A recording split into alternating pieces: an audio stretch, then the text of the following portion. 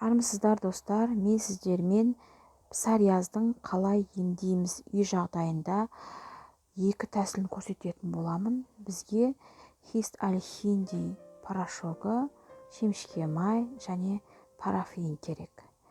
Ең бірінші хист-аль-хинди порошогын бір шай қасық порошокты бір стакан қайнаған суға салып, оны отқа қойып 10-15 минут қайнатып аламыз.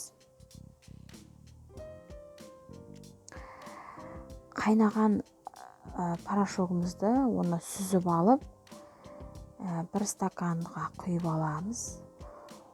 Оны біз күндіз, яғни 3 мезгіл бір шай қасықтан ішіп отырамыз. Бұл хист-аль-хинди порошогын арнайы мұсылман дүкендерінен алсаңыздар болады. Дәл осы тәсілмен 3 шай қасық хист-аль-хинди порошогын алып 1 литр суға салып 20 минут қайнатып аласыздар және оны ваннаға құйып, ваннада 15-20 минут жатып, осылай емдесеңіз де болады. Ал екінші тәсіліміз бізге шемішке май, жуа және парафин керек. Шемішке майымызға жуамызды салып күйдіріп аламыз. Күйдірілген жуамызды алып тастаймыз да, оған парафинді салып ерітеміз. Осылай еріген парафинді маймен қосып, арнайы бір ыдысқа салып қоямыз. Ол жаймен қада бастаған кезде, яғни осы псориаздың бетіне жағамыз.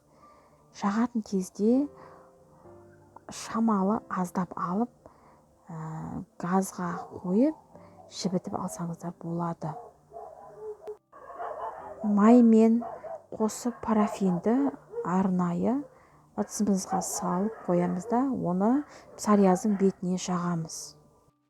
Достар, менің видеом ұнаса, лайк басып, комментарий қалдырып, арнаға жазылуды ұмытпаңыздар. Арнада түрлі осындай пайдалы ақпараттар бар.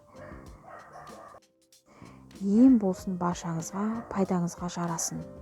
Рахмет баршаңызға.